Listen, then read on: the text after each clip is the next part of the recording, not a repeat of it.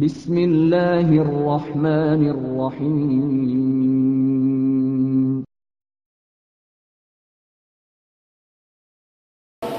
اچھا، اب سامعین ہم آتے ہیں اس بات کی طرف کہ آپ نے دیکھا ہوگا کہ جب ہم یہ آیت پیش کرتے ہیں تو بعض لوگ کچھ شبہے ڈالتے ہیں، کچھ وسوسے، کچھ اشکال اور اعتراض قسم کی باتیں کرتے ہیں۔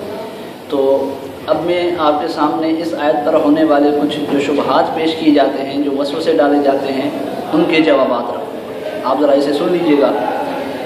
ایک اشکال، ایک شبہ تو یہ کیا جاتا ہے کہ جی آپ لوگ بھی امام کے پیچھے تو خاموش نہیں رہتے۔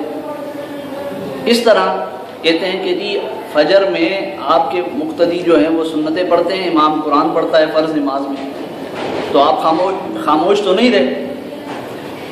اسی طرح جب آپ کا مقتدی امام کے ساتھ آ کر یعنی شامل ہوتا ہے نماز میں تو وہ تکبیر کہتا ہے، وہ تکبیر کہہ رہا ہے تو خاموش تو نہیں رہا۔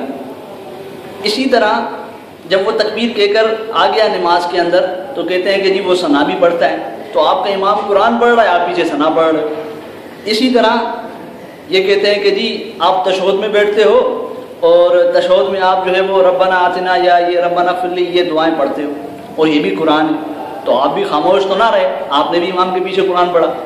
تو یہ ایک اعتراض ہے، ایک شبہ ہے کہ جی آپ امام کے پیچھے خاموش نہیں رہتے اور ہمیں کہتے ہو کہ خاموش رہو۔ تو اس کا جواب سامعین یہ ہے کہ بھائی جہاں تک بات ہے فجر کی سنتوں کی، تو سنتیں جو پڑھتا ہے بندہ وہ مقتدی بن کے پڑھتا ہے۔ ہاں بھائی، مقتدی بن کے پڑھتا ہے، مقتدی بن کے تو نہیں پڑھتا نا، وہ تو منفرد بن کے پڑھتا ہے۔ اور یہ جو ہم نے آپ کے سامنے آیت پیش کی یہ باجماعت نماز کے بارے میں، تو اس کا تو وہ مخاطب ہی نہیں ہے، وہ تو مخاطب تب ہوگا جب وہ نماز میں آ کر شامل ہو۔ ایک بات۔ دوسری بات کہ جی تکبیر کہنے والا، بھائی تکبیر کہے گا تو مقتدی بنے گا نا، تکبیر سے پہلے تو مقتدی نہیں ہے نا، تکبیر تو اسے کہنی ہے، تو تکبیر کہنے والا بھی اس کے اندر نہیں ہے۔ ہاں، تکبیر کہنے کے بعد اب وہ نماز میں داخل ہوا اور امام قرآن پڑھ رہا ہے تو فقہائے احناف کا مفتابی قول یہی ہے کہ اسے ثنا نہیں پڑھنی، کیا کرنا ہے جی، اس کو ثنا نہیں پڑھنی۔ اب اگر کوئی پڑھتا ہے تو بیچارہ لا علمی کی بنیاد پر پڑھتا ہے، وغیرہ اگر امام قرآن پڑھ رہا ہے تو فقہائے احناف کے نزدیک مفتابی قول یہی ہے کہ اسے ثنا نہیں پڑھنی، اسے خاموش ہی رہنا ہے، ہم یہی کہتے ہیں۔ باقی رہی بات تیسری چوتھی کہ جی کیا کہتے ہیں آپ تشہد کے اندر یہ جو دعائیں پڑھتے ہیں یہ بھی قرآن ہے، تو بھائی آپ نے اس آیت کی تشریح اور تفسیر کے تحت یہ بات ملاحظہ فرمائی کہ محدثین اور مفسرین یہ جو حدیث لائے ہیں کہ بھائی اذا کرا فانصتوا یا اذا کبر فکبروا، تو اس کو ذرا آپ سمجھ لیں کہ نبی علیہ الصلوۃ والسلام فرماتے ہیں کہ جب امام تکبیر کہے تو تم کیا کہو، فکبروا، تم بھی تکبیر کہو۔ اور یہ تکبیر تحریمہ کی بات ہو رہی ہے۔ یہ کس کی بات ہو رہی ہے بھائی؟ یہ تکبیر تحریمہ کی بات ہو رہی ہے، اور یہ تکبیر تحریمہ پہلی تکبیر ہے نا۔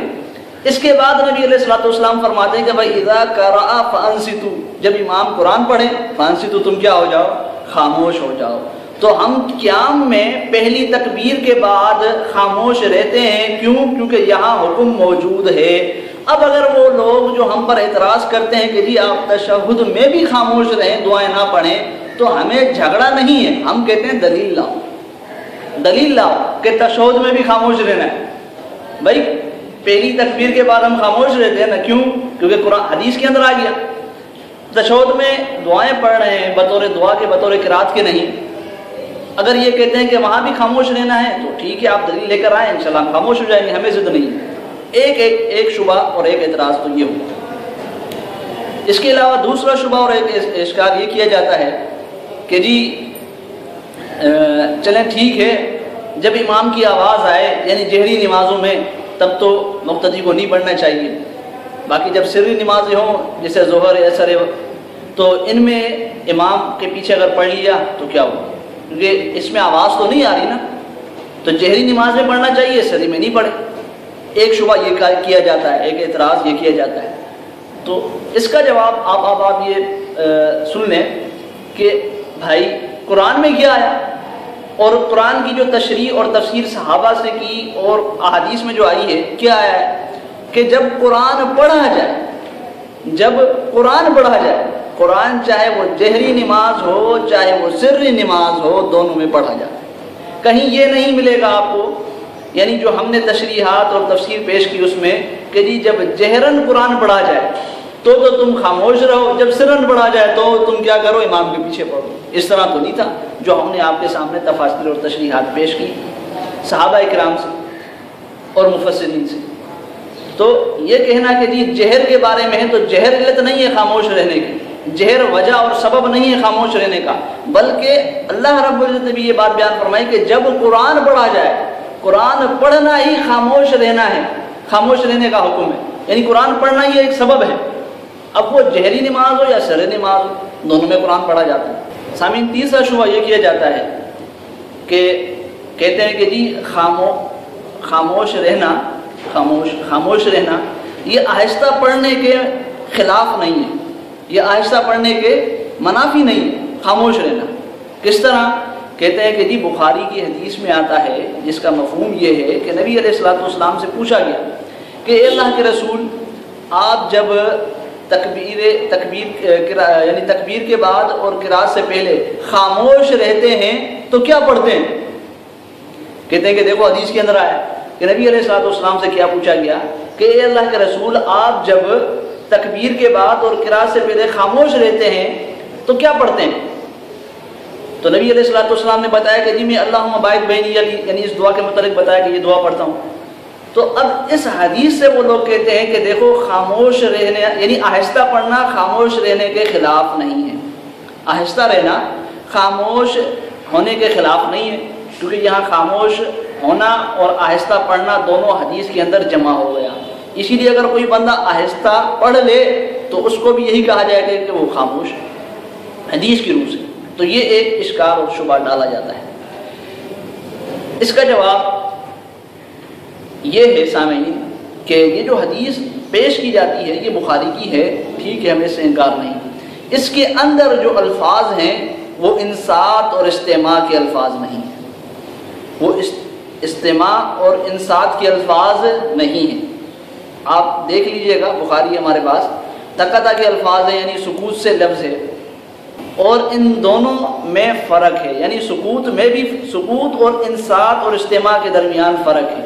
یہ خود اہل حدیث اکابر کو بھی تسلیم ہے.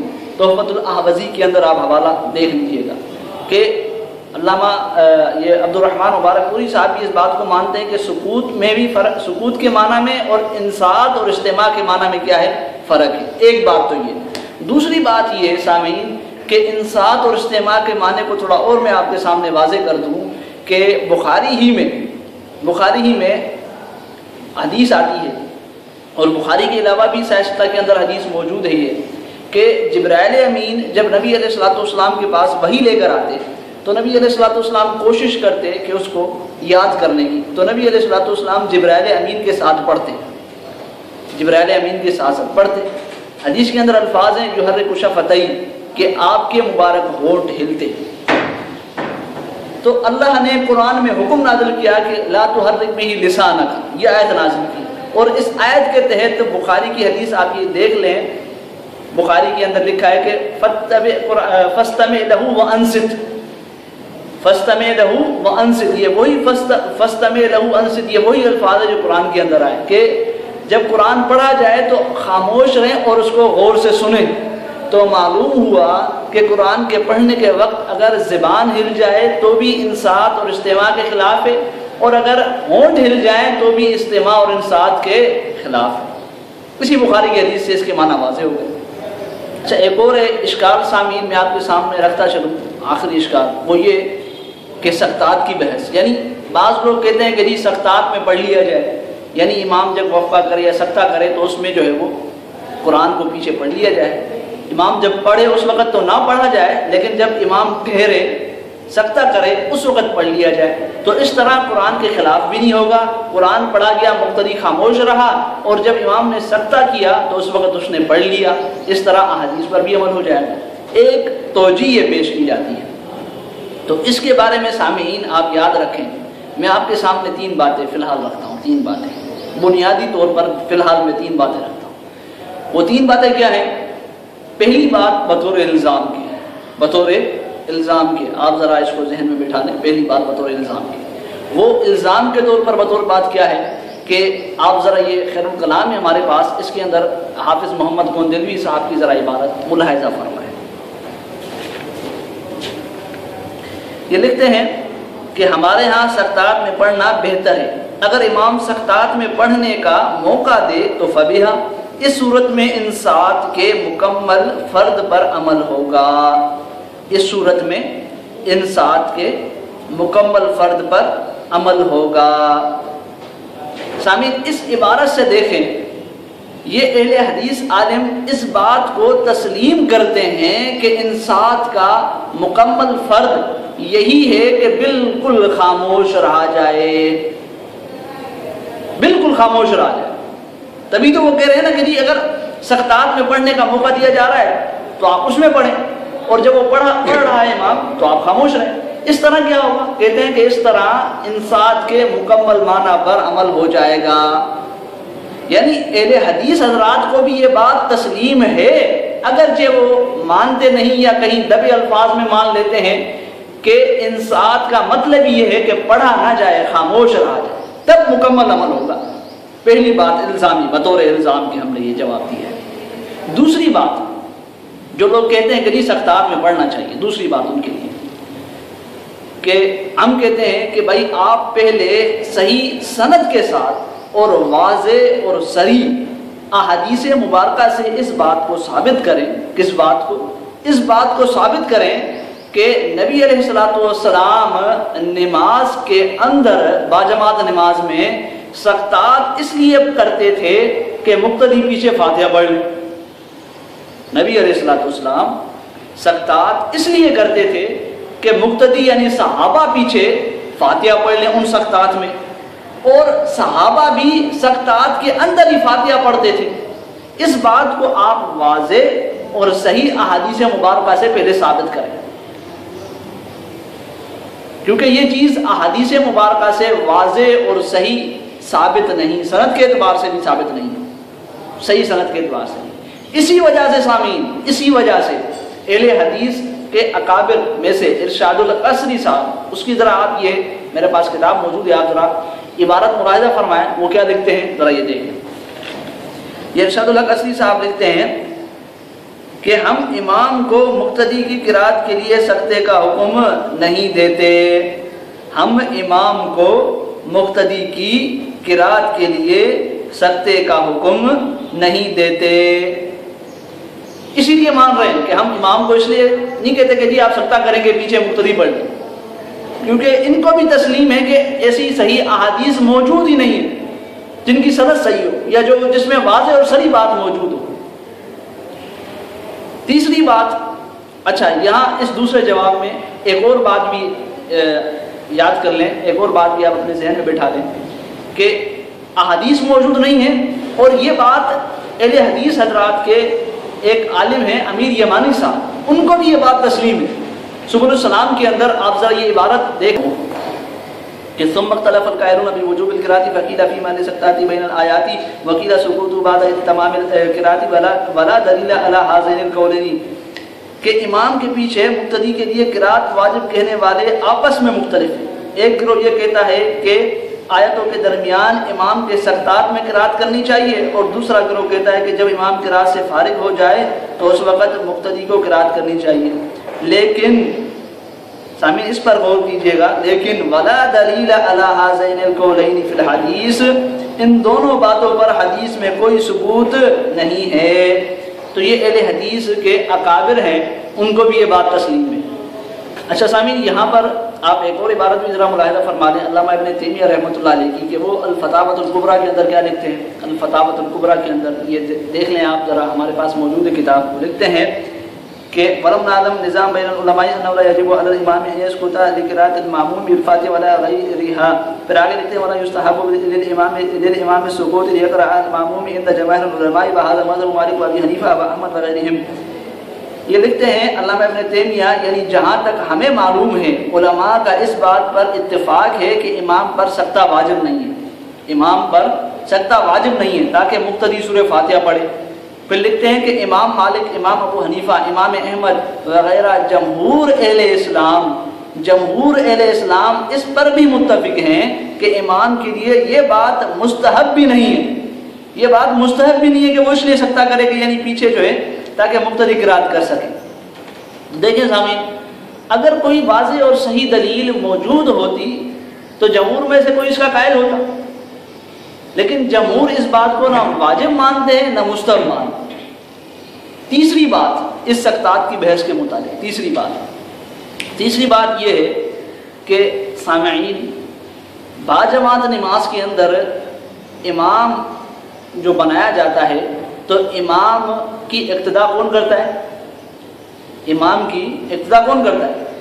مقتدی کرتا ہے نا۔ امام کی اقتداء مقتدی کرتا ہے، یا مقتدی جو ہے مقتدی کی اقتداء امام کرتا ہے؟ ہاں جی، مقتدی کی اقتداء تو امام نہیں کرتا نا، امام کی اقتداء مقتدی کرتا ہے۔ حدیث میں بھی اسی طرح ہے کہ انما جعل الامام لیؤتم بہ، امام اس لیے ہے کہ اس کی اقتداء کی جائے۔ اب اگر سکتے کا کہا جائے امام کو کہ جی آپ سکتہ کریں تاکہ مقتدی کیا کرے؟ فاتحہ پڑھے، تو پھر امام کس کے تابع ہوا؟ امام تو مقتدی کے تابع ہو گیا، امام مقتدی کے تابع ہو گیا نا۔ امام مقتدی کی اقتداء کر رہا ہے، امام مقتدی کی مطابقت کر رہا ہے کہ جی امام چلو فاتحہ پڑھ لے اور مقتدی فاتحہ پڑھ لے، تو یہ حدیث کے خلاف ہے۔ حدیث ہی سیاستہ کے اندر جو موجود ہے کہ انما جعل الامام لیؤتم بہ، امام اس لیے ہے کہ اس کی اقتداء کی جائے، اس کی اتباع کی جائے۔ اذا کبر فکبروا واذا قرأ فانصتوا، کہ امام کی اتباع کیا بتائی نبی صلی اللہ علیہ وسلم نے کہ جب تکبیر کہے تم بھی تکبیر کہو، جب قرآن پڑھے تم خاموش ہو جاؤ، یہ امام کی اتباع اور اتباع ہے۔ یہ نہیں ہے کہ جب امام قرآن پڑھے تو تم جو ہے وہ خاموش رہو، اور جب امام خاموش رہے اور تم قرآن پڑھو، یہ نہیں ہے۔ یہ تین باتیں ہیں سکتات کی بحث کے متعلق۔ تو یہ تقریباً عمومی جو اشکالات اور شبہات اس آیت کے متعلق ہیں وہ پیش کیے جاتے ہیں، وہ میں نے آپ کے سامنے اس کے جوابات رکھے۔